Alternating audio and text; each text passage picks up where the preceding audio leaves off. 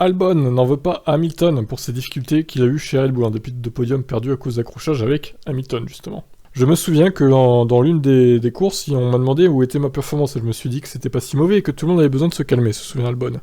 Je pense qu'un bon résultat aurait tout calmé. J'aurais eu un peu moins de bruit autour de moi lors des 6-7 courses suivantes, parce que le bruit a commencé dès la toute première course de l'année, c'était assez intense. Un résultat aurait pu arriver dès le Grand Prix d'Autriche, première manche de la saison 2020, où il était en lice pour un podium, mais comme au Brésil fin 2019, un accrochage avec Hamilton est venu ruiner ses espoirs de finir parmi les 3 premiers. Néanmoins, l'actuel pilote Williams refuse de blâmer le septième champion du monde pour l'avoir percuté et pour avoir possiblement compliqué la suite de sa carrière. Au Brésil notamment, il pense avoir eu sa part de responsabilité dans l'accrochage. Moins que dans l'Autriche. Je ne me blâmerai jamais Lewis pour ce qui m'est arrivé, tout est de ma faute.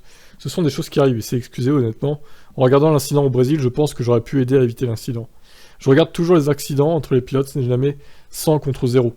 Il y a toujours un peu de concession dans la plupart des incidents. Cependant, je pense que l'accident en Autriche était de sa faute, pour info. Ok, bon. Donc c'est plutôt 100-0 là.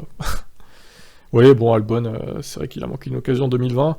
Malheureusement, il a sous-performé, il a pas résisté à la pression de chez Red Bull.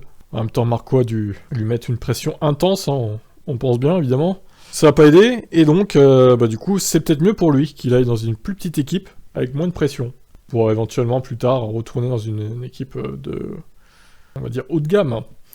Allez, qu'est-ce que vous en pensez de sa carrière à lui? Ciao.